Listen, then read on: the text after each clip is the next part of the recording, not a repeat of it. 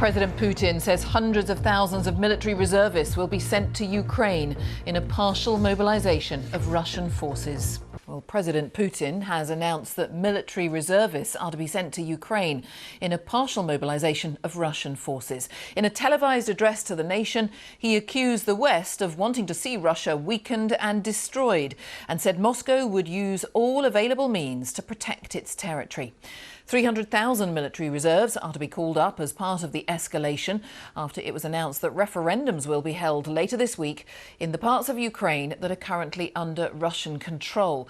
Those regions you can see there in red: Donetsk, Luhansk, Kherson and Zaporizhia.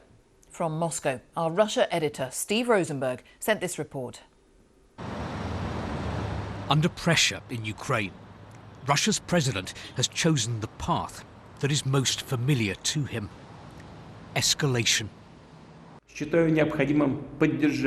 defend our motherland, its sovereignty and territorial integrity, for the security of our people and on the liberated territories, it is necessary to support the proposal of the Defence Ministry and Chief of General Staff to announce a partial mobilisation of military reservists. 7 months after invading Ukraine, the Kremlin is calling up 300,000 reservists to support what it still calls the special military operation. And from Russia's commander-in-chief, this threat to the West. Our country, too, has different weapons of destruction. In some cases, they are more modern than those of NATO. If the territorial integrity of our country is threatened, then to defend Russia and our people, we shall, of course, use all means at our disposal. I am not bluffing. So why the threat, and why now? Well, in a few days' time, the Kremlin will try to annex a whole swathe of Ukrainian territory. Vladimir Putin's saber-rattling sends a message to Ukraine and to the West: don't attack. Don't try to take those areas back. Reaction in the West? The overall address clearly was more of Putin's lies. It was a rewriting of history. The Ukrainian people have our unwavering support at this time. Back in Russia, pro-Putin MPs dismissed that. No one thought that victory would be easy, especially because we're not fighting Ukraine. We're fighting with the NATO alliance. War has not been declared against them, but we're still at war with the collective West. But what is the mood on the streets of Moscow?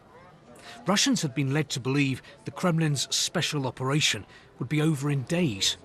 Now, it's partial mobilization. I'm worried this is just the start, Sergei says, and that there could be full mobilization.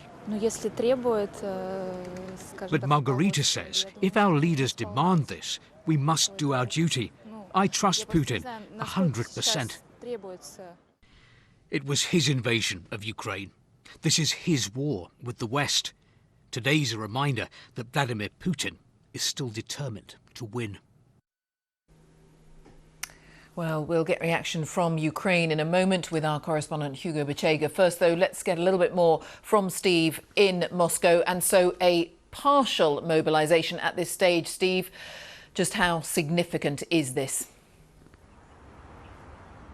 I think it is very significant. Vladimir Putin has often been called a political poker player. Well, today he's just gone and raised the stakes in what is an increasingly dangerous game, with his nuclear saber-rattling, his threats against the West. But this partial mobilisation, I think it is a risk.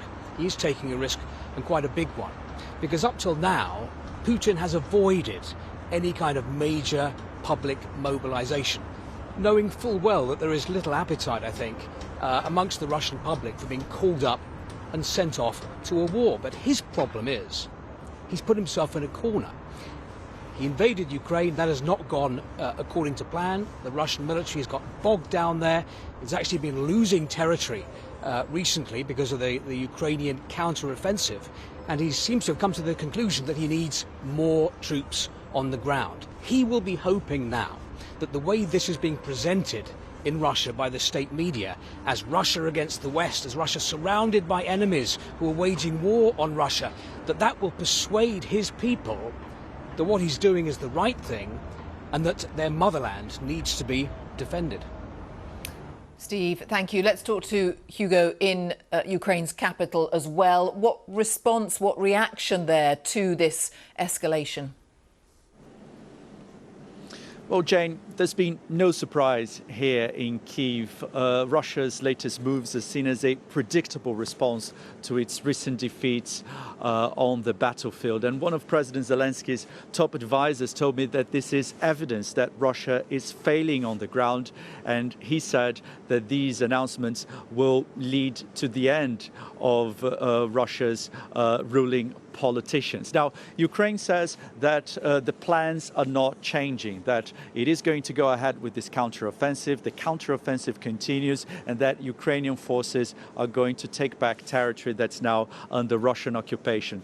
And officials here have also dismissed as illegal plans announced by Russian-backed forces to hold referendums on possible annexation by Russia. Now, later today, President Zelensky will be speaking at the United Nations General Assembly. He won't be there, though, because of the war. He's been allowed to give a pre-recorded video speech.